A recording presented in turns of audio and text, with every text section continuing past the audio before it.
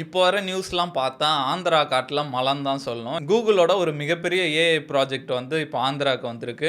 என்ன ப்ராஜெக்ட் அது? எப்படி அத ஓகே பண்ணாங்க? ஏன் தமிழ்நாடுக்கு போல? அப்படின்ற மாரி இந்த வீடியோல பார்ப்போம். இது என்ன ப்ராஜெக்ட்னா, கூகுளோட மிகப்பெரிய ஒரு ஏஐ ஹப் வந்து இந்தியாவுக்கு வரப்போகுது. அதுவும் முக்கியமா வந்து ஆந்திர பிரதேஷ்ல இருக்க விசாகப்பட்டினத்தில வந்து இது கட்டப் போறாங்க. இது வந்து 2028லேருந்து ஸ்டார்ட் ஆக போகுது. இந்த 2 வருஷம் வந்து அந்த கன்ஸ்ட்ரக்ஷன் ஒர்க்லாம் நடக்கும்னு சொல்றாங்க. இதோட இன்வெஸ்ட்மென்ட்டே வந்து 15 பில்லியன் அப்படின்ற மாரி சொல்றாங்க. இந்தியா மதிப்புக்கு 1,30,000 crores வருது. ஆந்திர பிரதேஷோட ஐடி மினிஸ்டர் நாரா லோகேஷ்ன்ட்டு சந்திரபாபுவோட சன் அவரு. அவர் சொல்லும்போது என்ன சொல்றாருன்னா, இதுதான் இந்தியா ஹிஸ்டரியிலே லார்ஜஸ்ட் எஃப்டிஐ இன்வெஸ்ட்மென்ட். 1,50,000 கோடி கிட்ட ஃபர்ஸ்ட் டைம் இதுதான் வருது அப்படின்ற மாரி சொல்றாங்க. அவங்கலாம் வந்து செம்ம ஹேப்பியா, பெருமையா வந்து இத சொல்லிட்டு இருக்காங்க. 2, 3 நாளா பார்த்தா நியூஸ்ல இதான் வந்துட்டு இருக்கு. இந்த ஏஐ ஹப் சந்திரபாபு நாயுடு பத்தி அந்த மாரி தான் வந்துட்டு இருக்கு. இந்த ஏஐ ஹப்ல என்னென்ன இருக்குன்னா, இது வந்து ஒரு டேட்டா சென்டர் மாரி கூகுளோட டேட்டாஸ்லாம் இப்போ கூகுள் சர்ச், இப்போ யூடியூப், இந்த ஜெமினை அதோட டேட்டாலாம் வந்து இங்க ஸ்டோர் பண்ணியிருக்கோம் அப்படின்ற மாரி சொல்றாங்க. இது வந்து ஃபுல்லா ரினியூவபிள் எனர்ஜில இயங்கும் அப்படின்ற மாரி சொல்லியிருக்காங்க. அது மட்டும் இல்லாம இதுக்கு வர டேட்டாஸ்லாம் வந்து அண்டர் வாட்டர் கேபிள்ல இருந்து வரும் அப்படின்ற மாரி சொல்லியிருக்காங்க. இந்த அண்டர் வாட்டர் கேபிள் பத்தி ஒரு இன்ட்ரஸ்டிங்கான விஷயம் என்னன்னா, இந்த உலகத்துல வந்து நெறைய இடத்துக்கு வந்து இன்னும் இன்டர்நெட்டே போல.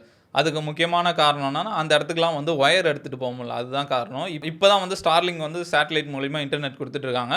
அது முன்னாடிலாம் வந்து ஒயர் மூலியமா தான் இன்டர்நெட் போவும். அது வந்து நடு கடலுக்குள்ள போவும், மலை மேல போவும். அப்படி போய் தான் குடுத்துட்டு இருந்தாங்க. அதனால வந்து நெறைய இடத்துக்கு போகாம வந்தது. இப்ப தான் வந்து இந்த சேட்டலைட் இன்டர்நெட்லாம் வர ஆரம்பிச்சு. அந்த மாரி டேட்டா எல்லாமே கேபிள்ல தான் வரும். அந்த மாரி ஒரு இன்ட்ரஸ்டிங்கான விஷயம், நான் டிவிகேவோட விக்ரமாண்டி மாநாடுக்கு போயிருந்தேன். அங்கலாம் வந்து இன்டர்நெட்டே கிடைக்காது. நம்மள எதுவுமே அப்லோட் பண்ண முடியாது. டிவிலாம் எப்படி பண்றாங்கன்னு பார்த்தா, அவங்க வந்து கேபிள் இழுத்துருந்தாங்க. Internet cable. அந்த மாரி ஒரு பிராட்பேண்ட் ஏர்டெல், ஆக்ட் அந்த மாரி இழுத்துருந்தாங்க. இப்ப நார்மல் வைஃபை கனெக்ஷன் வந்து ரூ. 1000 இருக்கும்னா, 15,000 கேட்டாங்க. அந்த உள்ள எடுத்துட்டு வரதுக்கு. ஏன்னா, அப்படி தான் இன்டர்நெட் போ முடியும். நம்ம வைஃபைல போனா ஜாம் ஆயிடும் அப்படின்ற மாரி, இந்த ஒயர் மூலியமா போனா தான் இன்டர்நெட் வந்து ஃபாஸ்ட்டா இருக்கும்னு சொல்லுவாங்க.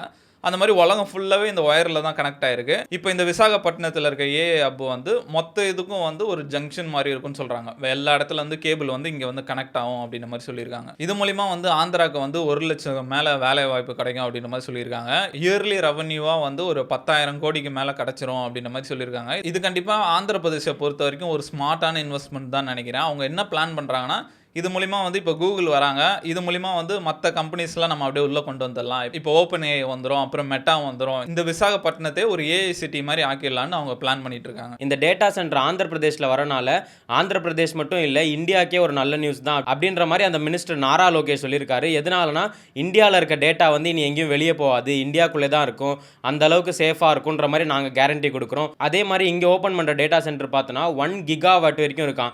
எந்த அளவுக்குனா ஒரு கண்ட்ரியே ஏதாவது டேட்டா ட்ரான்ஸ்ஃபர் பண்ணாலும் ஒரு 1 மினிட்குள்ளே போயிடும், அந்த அளவுக்கு நமக்கு ஃபாஸ்ட்டாக கிடைக்குன்ற மாதிரி சொல்கிறாங்க. அதே மாதிரி இந்த டேட்டா சென்டர் பார்த்தோன்னா விசாகப்பட்டினத்திலே ஒரு 3 இடத்துல பிரித்து ஓப்பன் பண்ணுறாங்க.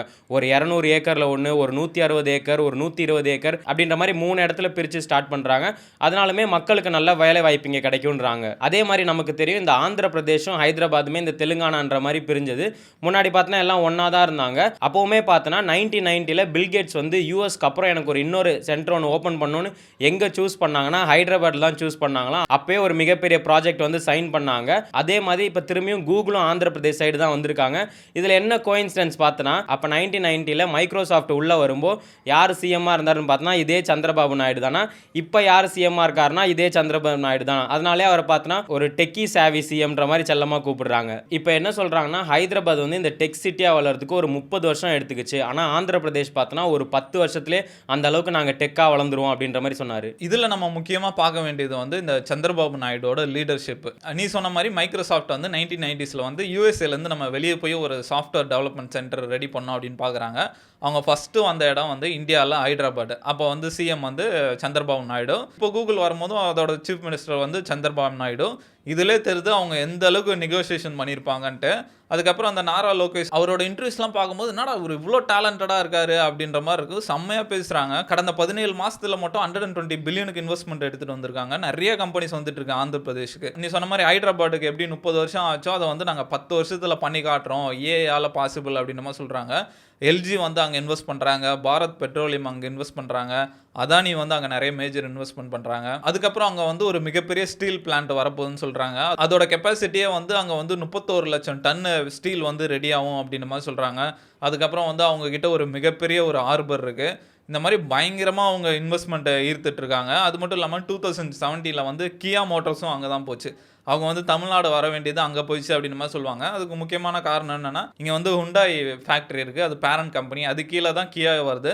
அதனால ஒரே இடத்துல 2 இருக்கக்கூடாது அப்படின்ற மாதிரி அதுவும் ஆந்திராவுக்கு போயிடுச்சு. அது மட்டும் இல்லாமல் இப்போ ஆந்திராவில் வந்து புல்லட் ட்ரெயினும் ரெடி பண்ணிட்டு இருக்காங்க. இந்த நாரா லோகேஷ் சொல்லும் போது என்ன சொல்கிறாருன்னா, ஆந்திரா வந்து சென்டரில் இருக்க மாதிரி இருக்குது, எங்களுக்கு ஜங்ஷன் மாதிரி, இதை கிராஸ் பண்ணி தான் போகணும், அதை வந்து நாங்கள் கண்டிப்பாக யூஸ் பண்ணிப்போம் அப்படின்ற மாதிரி சொல்கிறாரு. அதுக்கப்புறம் என்ன சொல்கிறாங்கன்னா, இவ்வளோ பெரிய இன்வெஸ்ட்மெண்ட் வந்து ஆந்திராவுக்கு வந்தாலும் இது வந்து இந்தியாவுக்குள்ளே தான் இருக்குது, இந்தியா கவர்மெண்ட்டை தாண்டி தான் வரணும். இது ஆந்திராவுக்கு வந்ததுக்கு முக்கியமான காரணம் வந்து மோடியோட ஹெல்ப் அப்படின்ற மாதிரி சொல்கிறாங்க. ஏன்னா மோடிக்கு வந்து அந்தளவுக்கு மெஜாரிட்டி இல்லை, இந்த ஆந்திரா அவங்களாம் தான் சப்போர்ட் பண்ணி தான் இப்போ மோடி பிஎம்மாக இருக்காங்க. அதனால வந்து மோடி வந்து ஹெல்ப் பண்ணுறாரு. இந்த மாதிரி பெரிய இன்வெஸ்ட்மெண்ட் வரும்போது உத்தரப்பிரதேஷ் அந்த மாதிரி டெல்லி அந்த மாதிரி தான் போயிடும். இந்த வாட்டி மோடி ஹெல்ப் பண்ணுறதுனால தான் இந்த பக்கம் ஆந்திராவுக்கு வருது அப்படின்ற மாதிரி சொல்கிறாங்க. இந்த ஏஐ ஹப் வரப்போகுதுன்னு நியூஸ் வந்ததுலேருந்து இப்போ நியூஸ்லலாம் நெரேட்டிவே எப்படி இருக்குன்னா, ஆந்திரா வெர்சஸ் கர்நாடகா அப்படின்ற மாதிரி தான் போயிட்டு இருக்கு. ஆந்திரா என்ன சொல்கிறாங்க, இன்வெஸ்ட் பண்ணுறது வந்து ஆந்திராவுக்கு வாங்க, நாங்கள் வந்து பெஸ்ட்டாக பண்ணி தரோம் அப்படின்ற மாதிரி சொல்கிறாங்க. இன்னொரு பக்கம் பார்த்தா கர்நாடகாவோட டெப்டி சிஎம் சிவகுமார் அவர் என்ன சொல்கிறாரு, இந்தியா பற்றி உங்களுக்கு தெரியும், இந்தியாவிலே பெஸ்ட்டு வந்து பெங்களூர் தாங்க அப்படின்னு மாதிரி 2 பேருக்குள்ளே போட்டி போயிட்டு இருக்கு, யார் அதிகமாக இன்வெஸ்ட்மெண்ட் எடுத்துகிட்டு வராங்கன்ட்டு. இந்த நாரா லோகேஷ் வந்து இன்டர்வியூவில் பேசும்போதெல்லாம் கேட்குறாங்க அவர்கிட்ட கொஸ்டின், என்னங்க நீங்கள் மற்ற ஸ்டேட்டோட இன்வெஸ்ட்மெண்ட்லாம் நீங்கள் எடுத்துக்கிறீங்க அப்படின்ற மாதிரி கேட்குறாங்க. நாங்கள் என்னங்க பண்ணுறது, அவங்க வந்து மக்களை சரியாக பார்த்துக்க மாட்றாங்க, இன்வெஸ்டரை சரியாக பார்த்துக்க மாட்றாங்க, அதனால் வந்து எங்ககிட்ட வராங்க, நாங்கள் நல்லா பார்த்துக்குறோம் அப்படின்ற மாதிரி. இது ஒரு நல்ல ஹெல்த்தி காம்படிஷன் தானே, வேணா நீங்களும் போட்டி போட்டு பண்ணுங்க அப்படின்னு மாதிரி அவனுங்க வேறு லெவலில் போயிட்டு இருக்கானுங்க. இப்போ நம்ம தமிழ்நாடு பாலிடிக்ஸ்லாம் பார்க்கும்போது இங்கே பாலிடிக்ஸே என்னென்னா கரூர் இஷ்யூ, கிட்னி திருட்டு அந்த மாதிரி போயிட்டுருக்கு. அவனுங்களாம் பார்த்தா 1 லட்சம் கோடி 2 லட்சம் கோடின்னு போட்டி போட்டுட்டு இருக்கானுங்க. அதே மாதிரி கர்நாடகாவோட ஐடி மினிஸ்டர்லாம் பேசும்போது, நீங்கள் வந்து இன்வெஸ்ட்மெண்ட் வந்துச்சுன்னு பெருமையாக பேசுகிறீங்க, ஆனால் பின்னாடி என்ன நடந்ததுன்னு உங்களுக்கு தெரியாது, 22,000 கோடிக்கு இன்சென்டிவ் கொடுத்துருக்காங்க, அது மட்டும் இல்லாமல் லேண்டில் வந்து 25% டிஸ்கவுண்ட் கொடுத்துருக்காங்க, அது மாதிரி வாட்டர் கனெக்ஷனில் வந்து 25% டிஸ்கவுண்ட் கொடுத்துருக்காங்க, அப்படிலாம் தான் இந்த இன்வெஸ்ட்மெண்ட்டை வர வச்சிருக்காங்க அப்படின்ற மாதிரி 2 பேரும் மாற்றி மாற்றி ப்ரெஸ் மீட் கொடுத்துக்கிட்டு இருக்காங்க. ஆனால் என்ன பொறுத்த வரைக்கும் இது ஒரு ஸ்மார்ட்டான மூவ்னு நினைக்கிறேன். இந்த மாதிரி நிறைய டிஸ்கவுண்ட் இன்சென்டிவ்லாம் கொடுக்கும்போது நிறைய கம்பெனிஸ் வந்து உள்ளே வரும், ரெவன்யூ அதிகமாகவும் டேக்ஸ் அதிகமாகவும், அது அவங்களுக்கு எப்படி பார்த்தாலும் லாபமாக தான் இருக்கும். அதனால் இவங்க ஒரு ஸ்மார்ட்டான மூவ் பண்ணுறாங்கன்னு தான் நினைக்கிறேன். சரி, இதை பற்றிலாம் பார்த்துட்டு இருக்கும்போது தமிழ்நாடு வந்து ஒரு நல்ல வளர்ந்த மாநிலம் தானே, ஏன் இதுக்கு வரல அப்படின்ற மாதிரி நிறைய கொஸ்டின்ஸ் வரும். இத்தனைக்கும் நம்மகிட்டயும் வந்து ஹார்பர் இருக்குது, அந்த தண்ணி வசதியெல்லாம் இருக்குது, நம்மளுக்கு வந்துருக்கலாமேன்னு இருக்கும். இங்கே வந்து நிறைய பிரச்சனை இருக்குது அப்படின்ற மாதிரி சொல்கிறாங்க. ஒன்று வந்து இந்த கடல் பகுதியில் இவ்வளோ பெரிய ப்ராஜெக்ட் வந்தால் உடனே போராட்டம் பண்ண ஆரம்பிச்சிருவாங்க, கடலை நாசம் பண்ணுறாங்க அப்படின்ற மாதிரி, அது ஒன்றுன்னு சொல்கிறாங்க. இன்னொரு முக்கியமான ரீசன் வந்து இங்கே கரப்ஷன்லாம் நிறையா இருக்குது அப்படின்ற மாதிரி நிறைய ரூமர்ஸ்லாம் வந்துட்டு இருக்கு. ரீசெண்டாக சவுக்கு சங்கர் கூட இதை பற்றி பேசும்போது என்ன சொல்கிறாங்கன்னா, இங்கே தமிழ்நாட்டுக்கு வந்து கம்பெனிஸே வரமாட்டாங்க, எப்பவுமே பொதுவாக வந்து கமிஷன் கேட்பாங்க, கமிஷன் கேட்டால் கூட பரவாயில்ல, இவங்க வந்து கம்பெனியில் ஒரு ஷேராகவே கேட்குறாங்க. அப்படி தான் வந்து ஸ்ரீதர் வேம்பு வந்து இங்கே ஒரு டேட்டா சென்டரை ரெடி பண்ணலான்னு பார்த்தாரு, அவர்கிட்ட போய் ஷேர் கேட்டிருக்காங்க, அதனால வந்து அவர் தமிழ்நாடே வேணான்னு போயிட்டாரு அப்படின்ற மாதிரி சவுக்கு சங்கர் சொல்கிறாரு. இது ஒரு முக்கியமான ரீசனாக கூட இருக்கும்னு நினைக்கிறேன். அதுக்கப்புறம் வந்து இந்த ஏஐ ஹப் அந்த மாதிரி நியூஸ்லாம் போயிட்டு இருக்கும்போது தமிழ்நாடு கிட்டேருந்து ஒரு நியூஸ் வருது. என்ன சொல்கிறாங்கன்னா, நாங்கள் வந்து ஃபாக்ஸ்கான் கூட ஒப்பந்தம் ஃபைனல் ஆயிடுச்சு, 50,000 கோடி வந்து அவங்க தமிழ்நாட்டில் இன்வெஸ்ட்மெண்ட் பண்ணுறாங்க அப்படின்ற மாதிரி நியூஸ் வெளியே வந்துச்சு. எல்லா சேனலும் எடுத்து பேச ஆரம்பிச்சிட்டாங்க. அதுக்கப்புறம் பார்த்தா ஃபாக்ஸ்கான்லேருந்து ஒரு அனௌன்ஸ்மெண்ட் வருது, இல்லைங்க நாங்கள் அந்த மாதிரி எந்த கமிட்மெண்ட்டும் கொடுக்கல அப்படின்ற மாதிரி வருது. அதுக்கப்புறம் நேஷனல் மீடியாலாம் போட்டு செய்ன்னு செய்கிறாங்க. சிஎம் ஸ்டாலினும் ஐடி மினிஸ்டரும் மக்கள்கிட்ட போய் சொன்னதுக்கு தூக்கு போட்டுக்கணும் அப்படின்ற மாதிரிலாம் கேட்குறாங்க. என்ன எவ்வளோ மோசமாக கேட்குறீங்க அப்படின்ற மாதிரி இருக்குது. இந்த மாதிரி தான் இப்போ போயிட்டு இருக்கு தமிழ்நாடை பொறுத்த வரைக்கும். ஆனால் நம்ம நியூஸ் எல்லாம் பார்க்கும்போது நம்மளோட சிஎம் ஸ்டாலின் வந்து வெளிநாட்டு பயணம்லாம் போகிறாரு, ஸ்பெயின் போகிறாரு, ஜெர்மனி போகிறாரு, இப்போ எல்லா இடத்துலையும் சைன்லாம் போடுறாரு, இவ்வளோ பெரிய ப்ராஜெக்ட் வருதுன்றாங்க. ஆனால் அந்த ப்ராஜெக்ட் எதுவும் கிக் ஆஃப் ஆக மாட்டேங்குது. இதே தான் வந்து இந்த 2025 தமிழ்நாடு சப்மிட்னு நடந்தது. இந்த வெளிநாட்டு இன்வெஸ்ட்மெண்ட்லாம் வந்து தமிழ்நாட்டில் சைன்லாம் பண்ணுவாங்க. அந்த மாதிரி சைன் பண்ணிவிட்டு அந்த சப்மிட் முடியும் கூட ஐடி மினிஸ்டர் வந்து ப்ரெஸ்லலாம் சொல்லிட்டு இருந்தாரு, இவ்வளோ கோடி முதலீட்டில் வந்து தமிழ்நாட்டுக்கு சைன் ஆயிருக்குன்னு. அதுக்கு எதிர்கட்சிலாம் சொல்கிறாங்க, நீங்கள் சைன் மட்டும்தான் பண்ணுறீங்க, எதுவும் ஸ்டார்ட் ஆக மாட்டேங்குது, இதை நாங்கள் பல வாட்டி பார்த்துருக்கோம் அப்படின்ற மாதிரி அவங்களும் எதிர்ப்பெல்லாம் தெரிவிச்சிட்டு இருந்தாங்க. நம்ம கண்ணாலையும் பார்க்குறோம், இங்கே பெருசாக வேலை வாய்ப்போ இல்லை புது புது கம்பெனிஸோ வர மாதிரி தெரியல. ஆனால் ரோடுலாம் பார்த்தோன்னா கண்டிப்பாக நம்ம சொல்லியே ஆகணும், அங்கங்கே பிரிட்ஜஸ்லாம் கட்டி இப்போ இன்ஃப்ராஸ்ட்ரக்சர் அளவுக்கு கொண்டு வராங்க. பட் மக்களுக்கு வந்து இன்னும் அந்த வேலை வாய்ப்பெல்லாம் கம்மியாக தான் இருக்குது. இப்போ இந்த ஆந்திர பிரதேஷில் கூகுள் வந்து டேட்டா சென்டர் ஓப்பன் பண்ணுறதுனால நிறைய கம்பெனிஸ்லாம் வந்து இந்தியா மேலே வந்து இன்ட்ரெஸ்ட் காமிச்சிட்டு இருக்காங்க.